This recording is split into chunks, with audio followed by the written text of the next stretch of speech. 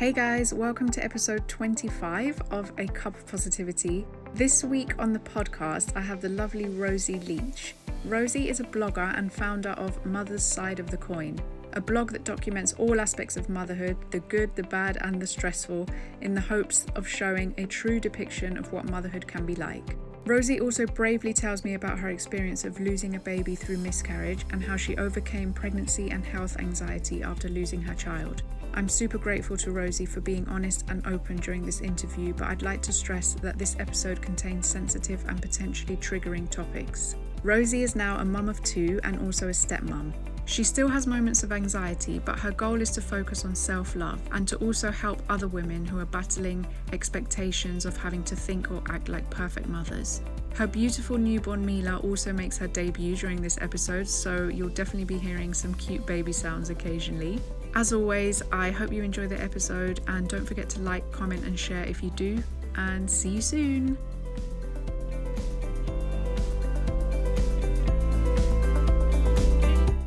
Hi Rosie, welcome to A Cup of Positivity. How are you? Hello, I'm good, thank you. Good. It's nice to have you on. We had Warren on a few weeks ago, and I was going to say you're his wife, but you're his fiancé, right? Yes, we are engaged, Yes. not married yet. Yes. So it's nice to have you on now. I've never had like a couple episode. Have you not? Okay, No. so this is the first. Yeah. Okay. Maybe we should have one with you together later on, but we'll see. You'll see we're the complete opposites. We are about as opposite as you get on the end of the scale. I was going to say, from your social media and like the posts that I've seen on Facebook and Instagram, you do look like you're complete opposites, but I love that about you. We're classic opposites attract. Yes. So have you got your cup of tea? I have got my cup of tea. Oh, in a mummy mug. Mummy, yep. I thought I tried to pick what was my favorite, and Mummy's my favorite name that I have. Yeah. So that's nice. It was my first Mother's Day present from Ezra. Oh, that's so cute. Yes. I love that. What tea do you have, just out of curiosity? I have got a green tea. I've actually got the twist tea. Oh, do you? Yeah, I've got the refresher green. Oh, because they sent you some for your vlog, didn't they? Yes, they sent us some Christmas ones to try, and this one was in there, and I was smelling the packet. I was like, oh my God, this is the one I'm having next. I love fruit tea and anything like that. Yeah. So, it's really nice. I've got twist teas as well in my Gemini mug today, because my Cup of Positivity mug is dirty. I am a Gemini as well. Are you? Yes, I am a Gemini. I don't really know anything about star signs though, but I know that I'm a Gemini.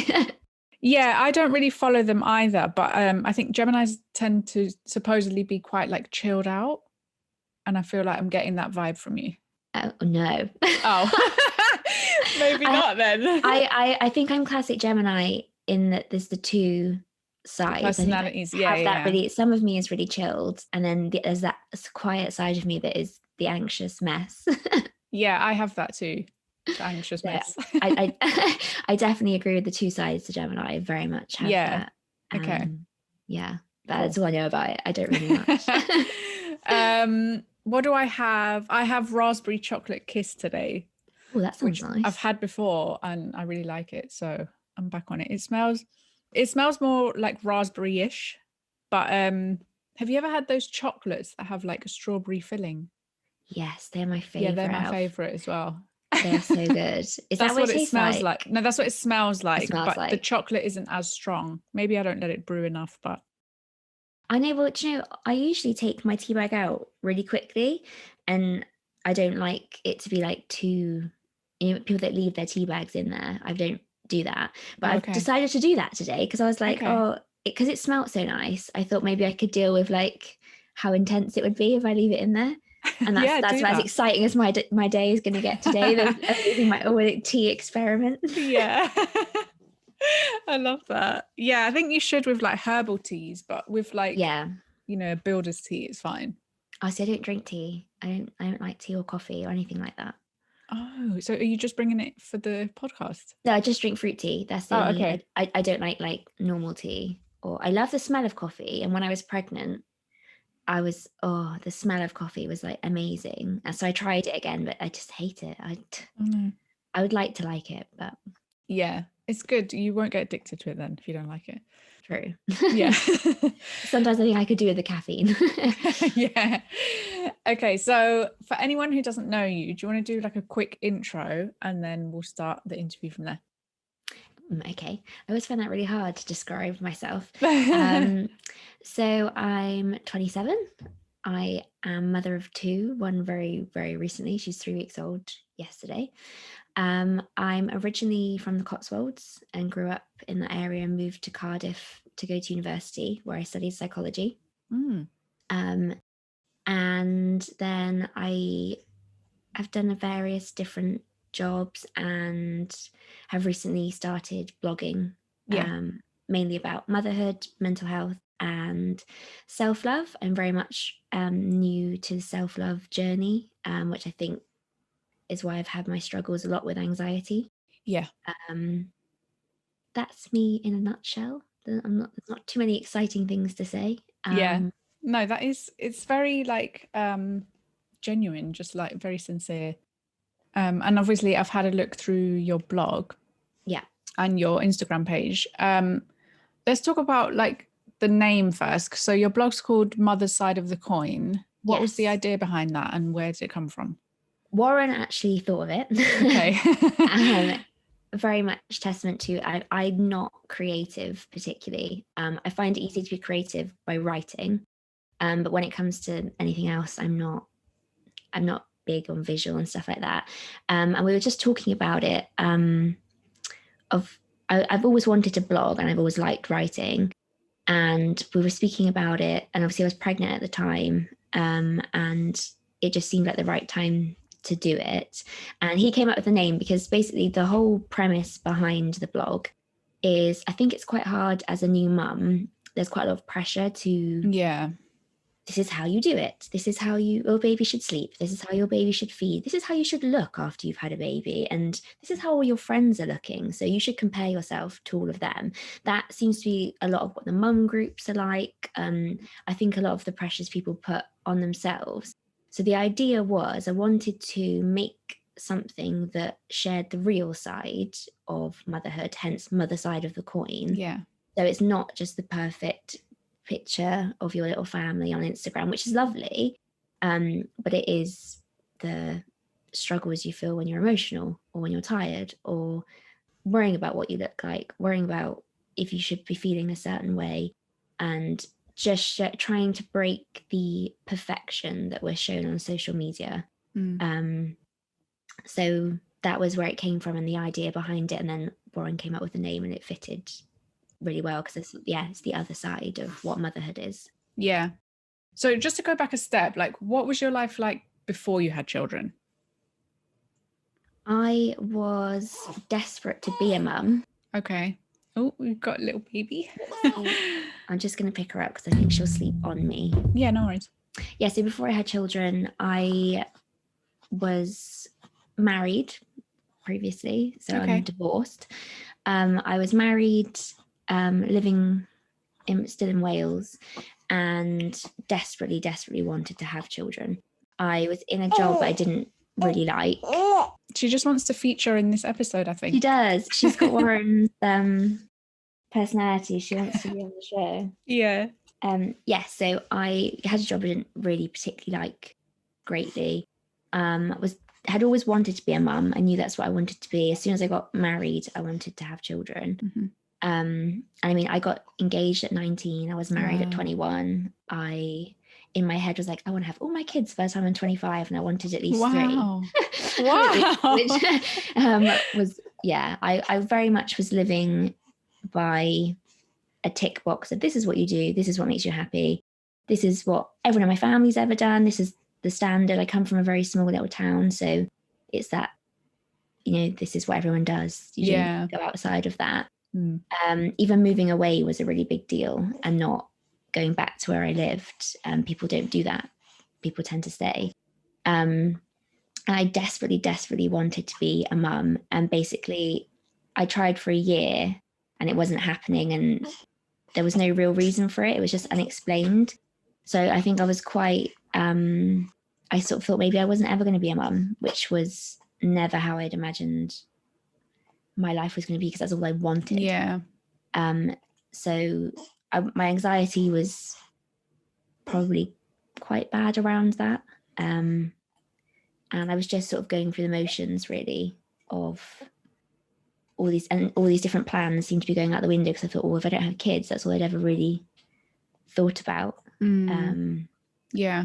It was, I was young, but I'd done a lot. I'd got married. I'd had quite a hectic, lots of life events. But then the one thing I desperately wanted just wasn't happening. Yeah. Okay. And then when did you meet Warren then? How old is Ezra? Ezra will be 3 this month. Oh, okay. So then you got divorced, and then did you meet Warren, or did you take some time out, or? I met Warren literally a year ago, a year and 2 weeks, something like that. Okay. So we met quite quickly, and everything's sort of gone at 100 miles an hour since we've been together. It was one of those classic, like, when you know. Yeah. I think it was just before I met Warren that I'd started to really tap into my anxiety and get to grips on it. And the biggest thing for me doing that was trying to begin to love myself and say, actually, I deserve to have all of these things that I want out of life. Yeah. So I definitely believe that's why I met him when I did, because I was ready to attract actually that into my life and be like, no, this is what I deserve. I get to have all elements of my life, not just certain bits of it, and settle for others. Like I was ready, I think, emotionally, and like putting that out there into the universe to be like, no, I deserve this now. Yeah. That's so nice. we met a year ago. Okay. Just over, and we've had a very hectic year. Yeah. Yeah, I can imagine. So you've spoken as well on your blog quite openly about losing a child through miscarriage. Can you tell us about your personal experience of this? Yeah, so obviously, I said I was trying for a year to get pregnant, and I eventually did get pregnant. And obviously I was like, amazing, this has finally happened. And it never ever occurred to me that something might go wrong. The only experience I had of miscarriage, or knowing anyone that had a miscarriage, was my mum had one. She actually got pregnant when I was 17. It was wow, okay. like, my mum and dad had fertility issues. So I think as well that I had, even though I knew they'd had those issues, it never occurred to me that I might have issues like that as well. So I didn't really know anything about it. Didn't really know anyone that had had one. Certainly didn't cross my mind that was going to happen. But when I found out I was pregnant, I'd not actually had a period for 6 months. Right. So there was no way of knowing how pregnant I was, or, so basically what followed was scans to try and work out how pregnant I was. And the first one was fine. They're like, oh, it's just really early on. Everything looks like it should be where, it's where it should be. Come back in a couple of weeks and we'll go from there. So of course, I'm quite an open person with my friends and family, and I wasn't going to be someone that I didn't want to wait till 12 weeks to tell people, because I think if anything was going to happen, I would tell those people if I was suffering anyway. Yeah. So we told certain people, got excited about it. It didn't occur to me that something was going to go wrong. And then went back to the second scan, and they said, it's not really changed much. Like, it's not grown. Nothing's happened since last time. Okay. And they said it could just be that it's still early, and it was just earlier than we thought last time. But maybe we should, maybe you should think that actually maybe it's not growing, and there's a reason for that, and you're going to potentially miscarry. So that was like heartbreaking. Yeah. And also at the same time difficult, because I still had hope that it would be okay. Like, it was sort of would have been maybe a bit easier if they just said there and then it's not gonna happen, because then I still spent time going, well, what if it's okay? Like, what if there is a baby and it's all fine? And then I went to, I think I had another scan, and they said it's definitely not growing, but they decided that they would leave me to miscarry naturally. So they were like, we'll give you 2 weeks to see if your body does it by itself.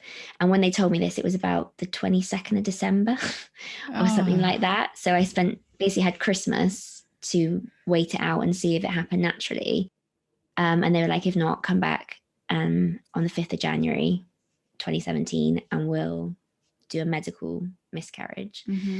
So that Christmas was just like awful because, again, even though I knew they'd said, it's not growing, but they had said, we'll do one last scan in January, just to triple, double, quadruple check. There's still that little bit of hopes. Even like on Christmas Day, I remember someone offered me a Bucks Fizz. And I was like, wow, I couldn't possibly drink that just in case, even though I know that no, bless you. It's like, it was silly, little things like that, and everyone I felt was quite tentative. They didn't know what to say to me. And yeah, it was very difficult. And then I think I had sort of accepted over that Christmas period that I had started to really accept that it wasn't going to be okay. And I got my little sausage dog. We decided, funny enough, I was going to get a sausage dog as a surprise the day that I found out I was pregnant. And it all fell through. And then obviously I found out I was pregnant, and my ex-husband at the time was like, that's so weird, I was going to actually get you a dog today. And it all fell through. It must be fate. It must be because we're going to have a baby, and we're obviously not going to have a puppy and a baby. It's going to be too difficult. So then when obviously all the miscarriage started happening, I thought, nope, I'm going to get my puppy, and this is what was meant to be. I'm just going to have Ernie. And so I picked him up on the 30th of December, and he was like, dogs can really sense, I think they're really intuitive to how they know. And he was just like my little rock through the whole thing, because I went and had I went to the hospital and they had to do a medical miscarriage, and then they sent me home to do it at home, and that was just sat there waiting for it to happen. And they didn't really tell me what would happen, which I found quite difficult. And it was, that's probably one of the worst days I think I've ever had. And bless Ernie was literally, because he's 8-9 weeks old, but I'd only had him a week, but he was absolutely glued to me. Oh, bless him. Yeah, he was my little knight in shining armor, my little fluffy armor. He was really, it sounds silly, but he really helped me through all of that, and building that attachment with him, I think, helped me deal with losing the baby. And then after that, I was really frightened to get pregnant again. Just because I thought I can't. Women that go through multiple miscarriages or baby loss, I just think is incredible how you deal with that. Because even having experienced it once, I wouldn't wish that on anyone. And it just made me really frightened. I thought, I don't want to get pregnant again because I want a baby, but I don't want to have to run the risk of something happening. And then I actually got pregnant quite quickly. I found out I was pregnant in April with Ezra, and obviously I'd had the miscarriage in January. So I think because it was quite quick, I'd not really had a lot of time to process it. And basically what happened was the worst pregnancy anxiety and the worst period of anxiety I've ever had in my life. I think up until that point, I'd always classed myself as an anxious person, but if you met me, you'd never know I was an anxious person. Because it was just part of my life. That's how it seemed. I could just deal with it, and it was always there, but I just managed to work around it and just sort of accepted that that's how my life was going to be. It was going to be worrying and nervousness. And I think I'd never really done anything about it, because up until that point, I was like, it doesn't stop me going out, it doesn't stop me doing anything. In my inside, I might be really nervous about doing it, but I still do it. So I'd sort of justified it to myself that it was okay to just carry on dealing with it the way I was. But when I was pregnant, it got to a point where towards the end, I couldn't function. I was so worried that I was going to lose the baby because that's what had happened the first time. And I think I originally was like, right, so once I get to 12 weeks, I won't worry anymore because the risk is going to be much lower. And then it was, well, once I get to 20 weeks and have the second scan, then I won't worry anymore. But then, of course, I got to 20 weeks and I stopped worrying about miscarriage, but I started thinking about stillbirth. Oh, gosh. And I was thinking, what if this happens? What if I go through all of this? And then I get there and I just had visions of him not being, I honestly couldn't imagine him being here.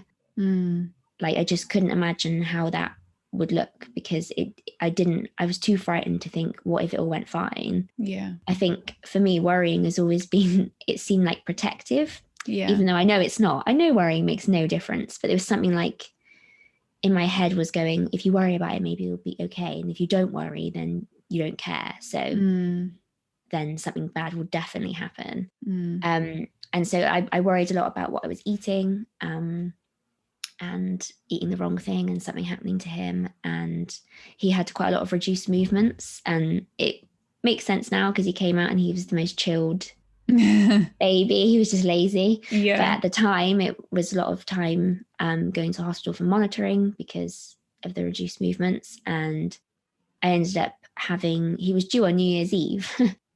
And I ended up having some stretch and sweeps to try and get things going earlier because of the reduced movements. And he came 3 days early. Okay. But when he arrived, that anxiety disappeared to a big extent. But beforehand, I'd say the last couple of months of pregnancy, I couldn't be around anyone. It was germs and stuff that were the biggest thing. And I couldn't, even living with someone was just, it felt impossible. Everything he did, I was like, oh, and I just felt the house was dirty constantly. I was cleaning. My hands were cracked where I was cleaning and washing, and just, it was obsessively trying to do things to make the house feel safe and clean. Yeah. And that I was doing everything and it's really sad as well because Ernie had obviously been my little rock, and then I started to associate him with being dirty. Oh, okay. And so I found that really difficult because I really wanted to, I was obviously loved Ernie a lot and was very close to him, and he was my little savior. And then I got to a point where I was like, I don't want him around me because he's dirty, and I don't want him to lick me because I'm like, what if there's germs and this happens and whatever. So I think all of my relationships with everyone were very fractious and difficult, and I couldn't see why no one else was worrying. When you're in a really bad place with anxiety, it feels like everyone else is crazy. I was like, none of you care. Why are none of you worrying about everything? And am I the only sane one here trying to make sure things are safe? And I think that's my whole life has been trying to make sure everything's safe. Like, I don't take risks. I didn't take risks. Now I'm much more chilled about things, but it was all about making it safe. And then this was the ultimate trying to make it safe because it was the baby I'd been wishing for forever.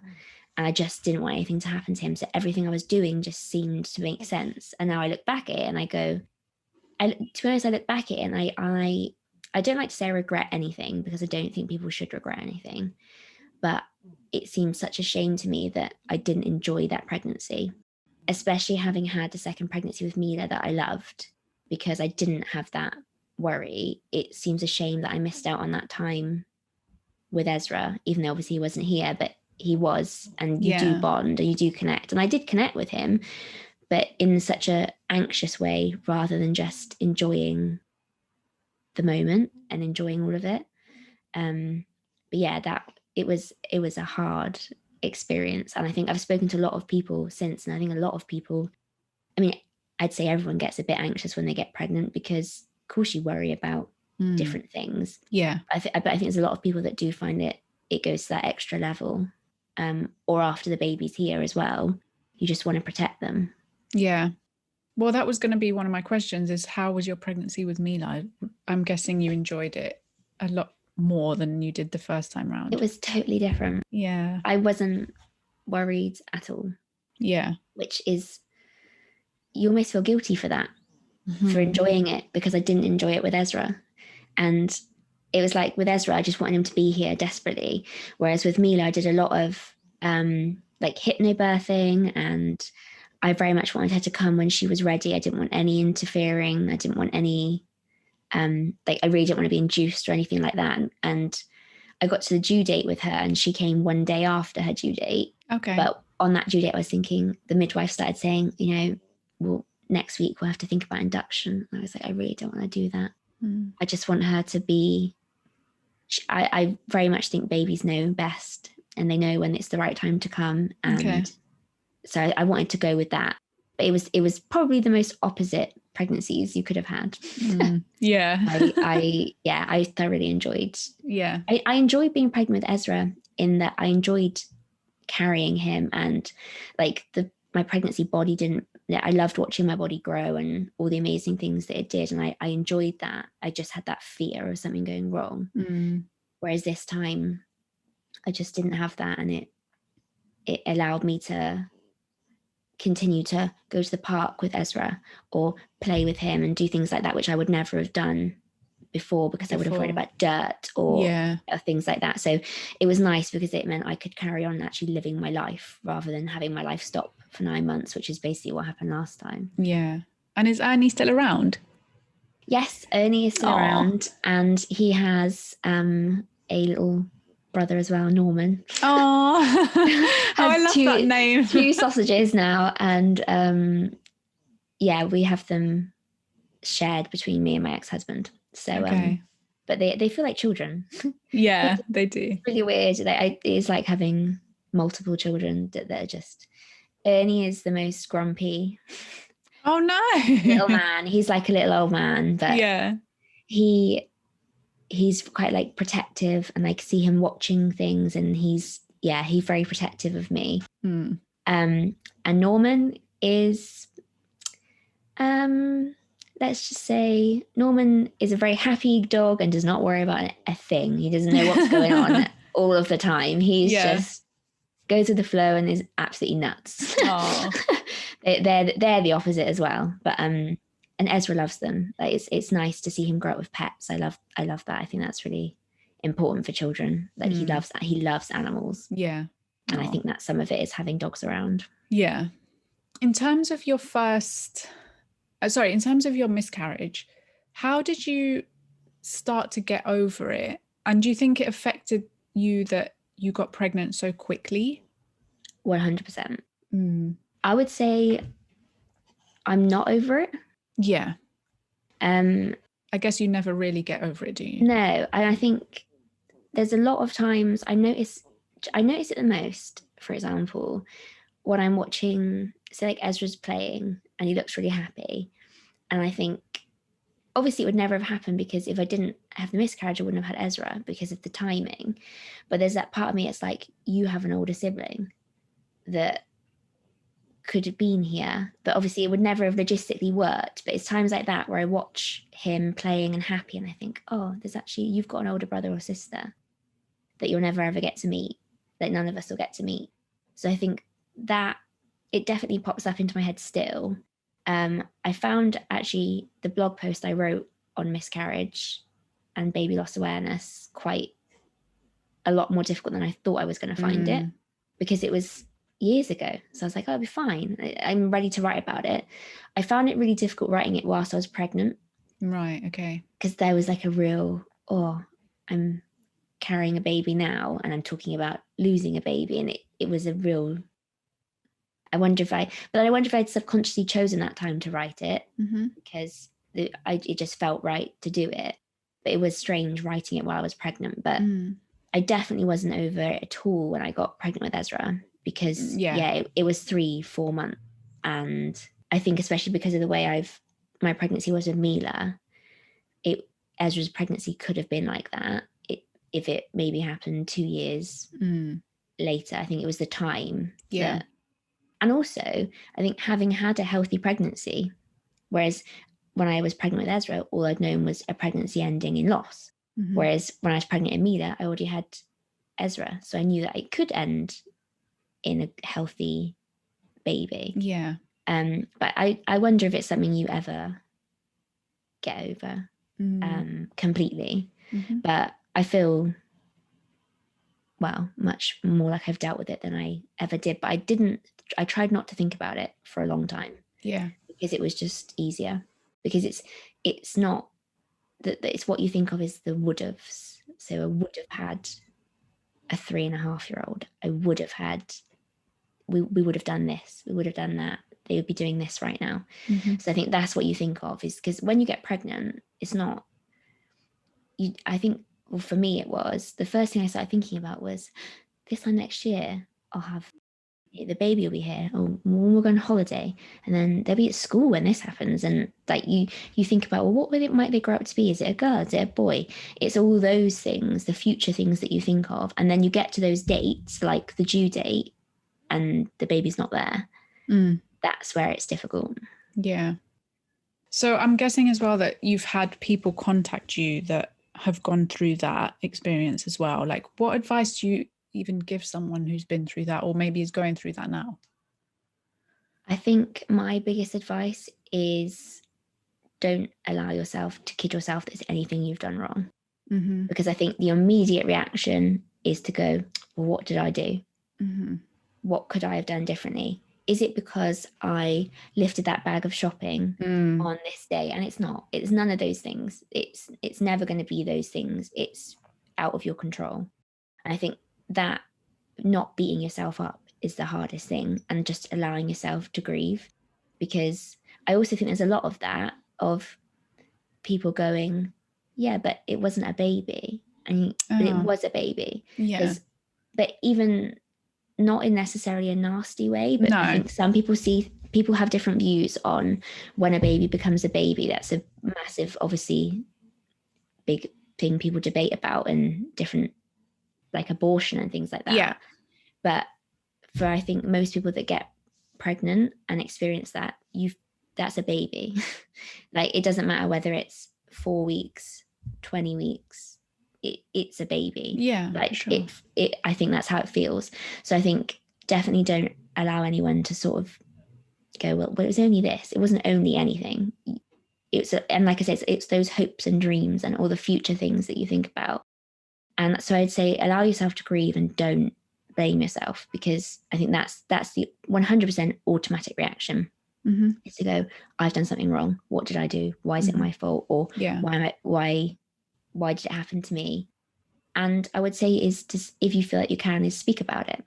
Because I found, as soon as I started speaking about it, I was speaking to people and they were going, actually, I had a miscarriage before my children, or between my children, after my children. And you realise that you're not the only person that's gone through it, which obviously you never wish anyone else to, but there is some sense of, you feel better knowing that you're not alone. Yeah. So I would say, if you can, speak about it. Because, yeah, honestly, the amount of people that I've told and they've gone, yeah, that happened to me too. And I think it's then therapeutic for them to be able to talk about it, because especially the older women I've spoken to have said they had to sort of just get on with it, because they maybe weren't allowed 20, 30 years to go to be upset about it, but they are obviously upset about it. So now to be able to speak about it is therapeutic for them. So I think, yeah, talk about it if you can, and just don't blame yourself for it. Yeah. So how's your life now that you have like 2 children? What are you doing now? What is life like as a mum like? It's I don't feel old enough to have 2 kids. And obviously I am. I'm 27 and I look back at pictures now and I have aged since I've had children. I definitely look older now. No, you look so young. Oh, no, trust me. Look at me before. But it's obviously I'm stepmom to Noah, Warren's little boy, as well. And then I've got Ezra, who's nearly 3. So he's character now. And I think, God, how is he nearly 3? Like, where has that time gone? And then going through the whole newborn stage again now is, you forget what all of that is like. Yeah. But it's really manic, I would say, but in the best way. We have a very, we do a lot. we spend a lot of time, as much time as we can, all together, all of us. And it's everything I wanted. I feel fulfilled because I always wanted to be a mum, but I also feel fulfilled because I have realized that life's not just about what you want. And as soon as you can start helping other people and trying to give back, which is what I feel like I'm trying to do, is I would just want to help other mums. Yeah. And that is fulfilling. I feel like I finally realized what maybe my purpose is a little bit. And trying to juggle all of that with being a mum and is worth it, like 100%. So we just moved, we've obviously just got engaged, and I think we've both had our struggles in the past year or two, and so we've both had to deal with lots of issues and work out lots of different things. Obviously lockdown, being pregnant during lockdown, not living together, finally having somewhere to live before the baby arrived and things like that. So we're just in that space at the moment where we're just enjoying being a family together and thinking about the future. And which as well, for someone that obviously I've always struggled with anxiety, a year or two ago I wouldn't have thought about the future, because all I would have thought was something bad's going to happen. So I think, sorry, you can probably hear me less squeaking. No, it's fine. It's nice to be in a position where I'm like, I actually don't feel frightened to think that good things might happen, and then we can do amazing things. And we sat last night and we had a session planning, like, what do we want to do? What do we want to get out of the time what we have here? Who do we want to help? How are we going to help people? What projects are we going to do? So it's nice to be in the headspace where I can think about what I might be able to contribute and what our kids are going to do, and think about their futures and not have to worry about it. Because after I had Ezra, I had obviously my anxiety went massively because he was here, so it felt like he was safe. And then probably about a year after I had him, I started to get quite bad health anxiety, and I was worrying that Ezra would be the little boy that's mum died. For a long time I was like, what if I'm not here to look after him? It sort of transferred to that element of I want to be able to protect him. What if I'm not here? I would buy clothes for him a year in advance in case I died. Wow. Because I was like, I just want to make sure everything's prepared, that he's looked after if I'm not here. And obviously the way it changed was I had lots of different life events that happened. But I also, like I said to you, I started to say, do you know what? I don't deserve this. Like, I don't want to live my life that way. Worrying about these things does not protect any of us from any of it. And I started reading lots of different things and listening to different speakers and just opening my mind a bit to being like, do you know what? I don't have to worry. I don't have to have anxiety if I don't want to. How I'm thinking, I can change how I'm thinking. Yeah. And it's just working on my relationship with myself and saying, I don't deserve to do that, and loving myself, which I've never done before. And it's really hard. I find it really hard to be like, yeah, don't worry about the things you don't like. What do you like? And trying to be more confident and not care what anyone thinks. And like I said, for a long time, I did a tick box. I got engaged, I got married, went to a house, did all of the things that you're supposed to do and that everyone else expected me to do. And now being divorced is a big thing, was something I worried about a lot, for being judged about. But do you know what? I think living your life and not doing what you want to do is the worst thing you can do, is not letting yourself be happy.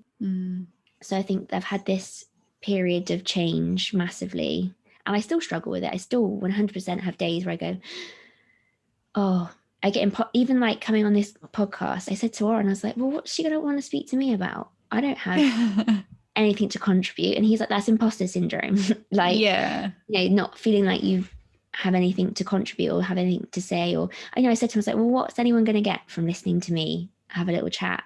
But that's, again, probably because recently, having Mila, I've not been doing my affirmations. I've not been spending so much time to work on my self-love. So therefore that starts to creep back in, where you go, oh, well, what if this, what if that, rather than just going, no, I'm going to do that and not worry about it. Yeah.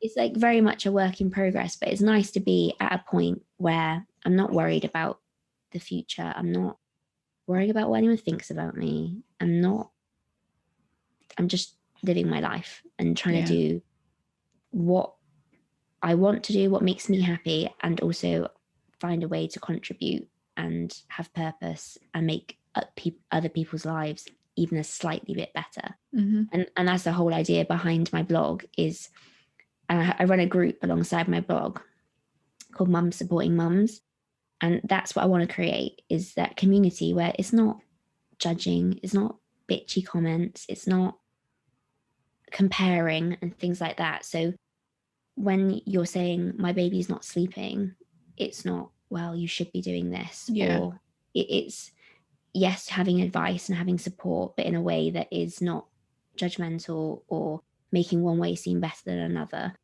And that's what I want to do, is create this place where you don't have to be perfect. None of us are perfect, and being okay with that, because even though we know we're not, sometimes you still want to be like, and I hate getting things wrong, have always hated getting things wrong. I don't like making mistakes.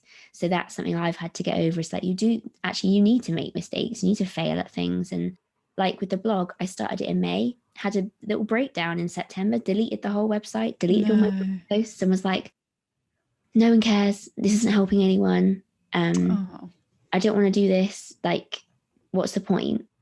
And then now I've come back to look at it and then taking it more seriously. So it was probably a good thing that I had that little moment of self-doubt, because I had to pull myself out of it and go, no, actually, you can do this. And even if it helps one person, then you've done what you set out to do. If it makes one person with pregnancy anxiety feel better, or someone that's gone through a miscarriage, or someone that's just having a bad day and doesn't feel great, you've done that. Like, that's fine. If it helps one person, that's better than nothing. Yeah. So I look back now, I think I'm glad I had that little wobble, because it's made me pull myself out and go, no, you can do this. Yeah. I think it's normal though, when you like, even with my podcast, sometimes I'm just like, oh, what's the point? Like, no one's even listening, and no one cares. If I stop tomorrow, like, no one would notice. But that isn't actually the case. No. It's just your own self-doubt. Yeah. And like you say, I think everyone has moments of that, regardless of what they're doing. And it's just going, no, come on, love yourself, give yourself a break. Don't be so hard on yourself. Because I think everyone's guilty of that, not just mums and not just women. Everyone is tough, so tough on themselves, because I think we're sort of programmed to be that way. Yeah. And if everyone just gave themselves a bit of a break, I think we'd all be a lot happier. Yeah. And you're doing like a family vlog now, right? Is that a regular vlog? It's hopefully, that's what we're planning. That's what we're planning to do with it. Yeah. We always end up filming at like 11 o'clock at night when we've got everything done, and trying to find time for it. But definitely we want to share our family life and have memories to look back on. And especially, like, the boys love each other so much, which, oh, Mila. The boys love each other, and obviously they're stepbrothers, but they are like brothers, and seeing their bond, we love, obviously. And we loved our little family of 4, which is what we felt like we were before. And obviously now that Mila's come into the world, we just thought, no, actually, we really do want to document this and share our little journey. And like I said, we're not a conventional family. We're, a blended family, or whatever you call it. So we are step parents. We do have children that we don't have together. We do have a child together. Like, so it's a right mixture. I think actually a lot of families are probably not your textbook, or whatever you want to call it, family that is mum and dad, and exactly, how it's expected to be. Yeah. When showing that side of it as well. And we just wanted to do something it's just a bit of fun, really. But people seem interested in it, and we're interested in sharing, like I said as well, and not just the good bits. And no, I think that's why the people mess, love that. like, Yeah. the house is messy sometimes, and we'll turn it into a game to clear it up, like that side of it. And I'm sure we will be arguing, and and we also try and show like our relationship, and we talk about different parts of that on it, because we don't have the perfect relationship at all. And we post a lot of happy, positive stuff on social media, and we have a lot of amazing times.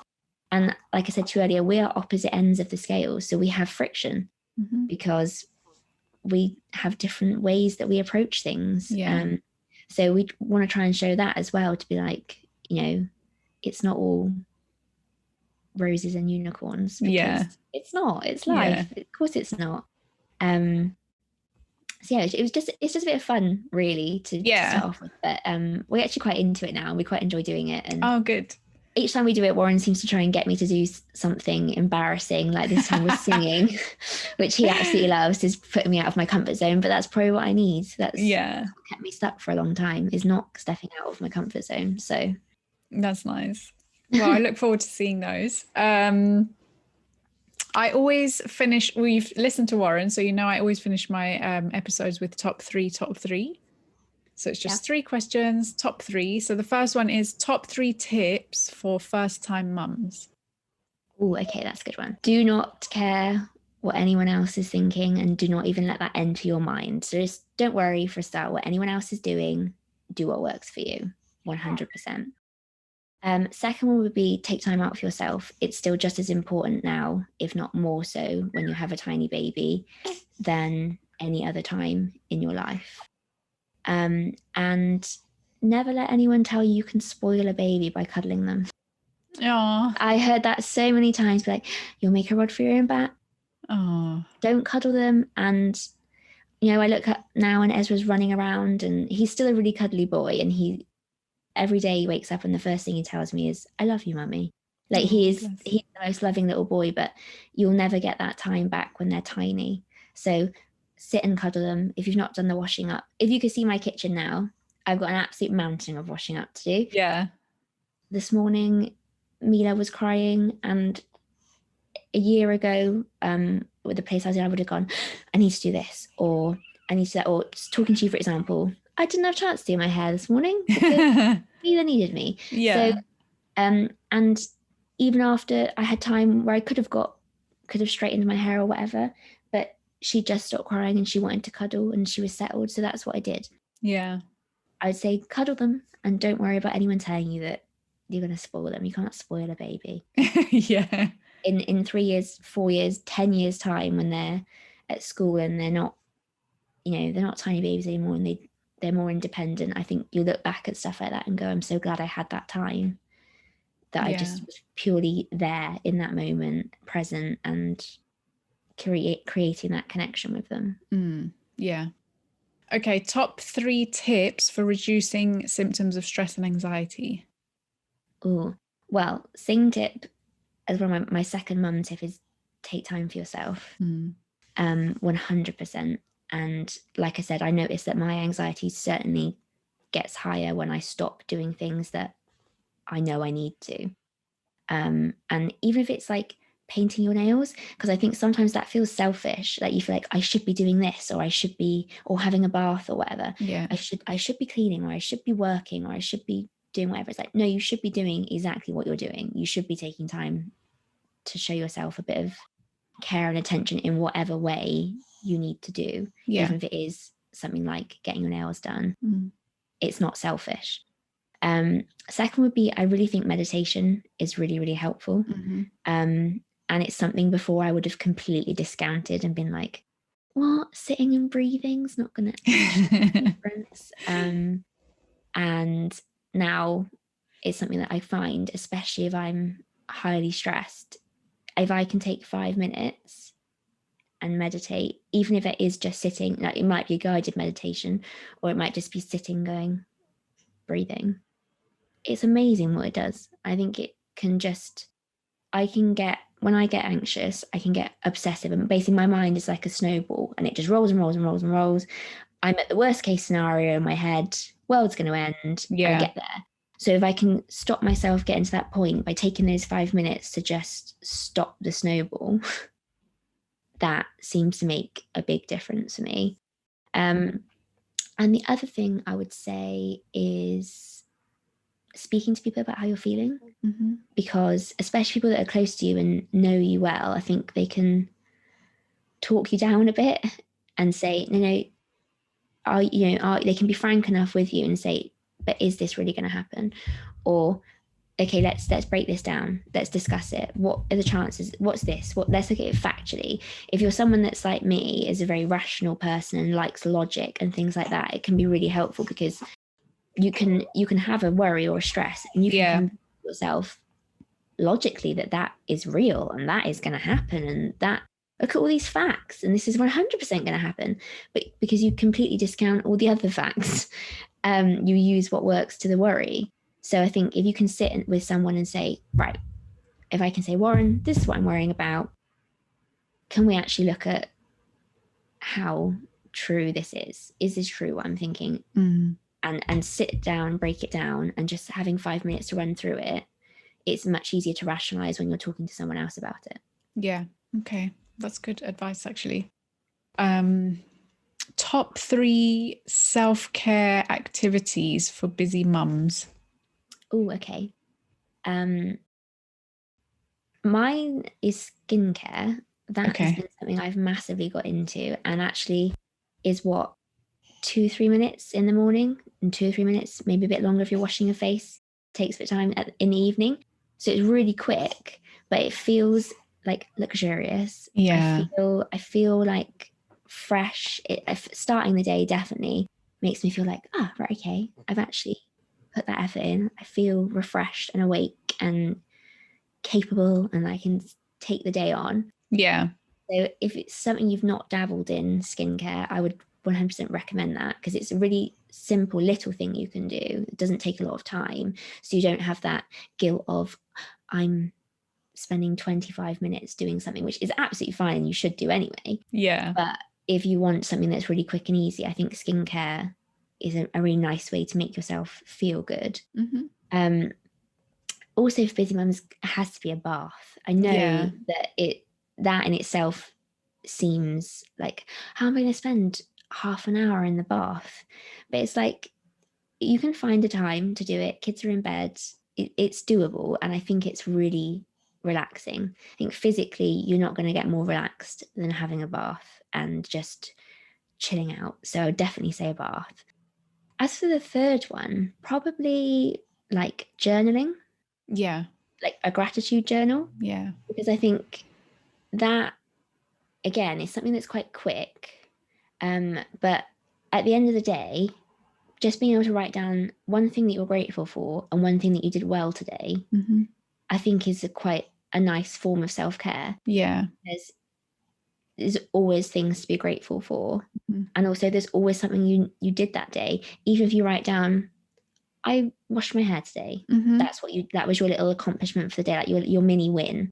So I think just praising yourself for something that you've done that day and something that you're grateful for is a really quick and easy way of just, showing yourself a bit of like a pat on the back. Well done. You did this. Whether it's something as, like I said, washing your hair, cooking dinner, or if it is like, for me, it might be, I wrote a blog today or whatever. So it could be a big thing, little thing, anything, but just taking your time to go, well done you did that today. Is, I think, a good form of self-care. Okay, well, thank you so much for coming on. I've really enjoyed speaking to you. It's gone really fast as well. It has gone really fast. I just looked at the time. I was like, how? Yeah. Jabbering on for ages. How can people connect with you following the podcast? So I have a Facebook page, which is Mother Side of the Coin. And alongside that is the Facebook group, which is Mums Supporting Mums, which is on my Facebook page. Okay. And I have an Instagram, which is also Mother Side of the Coin. And if you want to check out my blogs, they're at my website, which is mothersideofthecoin.com. Yeah, perfect. Thank you so much. Cool. Thank you for having me. Yeah, thank you for coming. And I'll enjoy watching your vlogs, your family vlogs, see what's coming up. See what challenge or prank we're playing next. That's what it'll be. Yeah, exactly. All right. Lovely. See you. Bye. Bye. Thanks so much for watching, guys. I'm also available on Spotify and Apple Podcasts. Oh yeah, and don't forget to subscribe to get notifications on new episodes every Wednesday.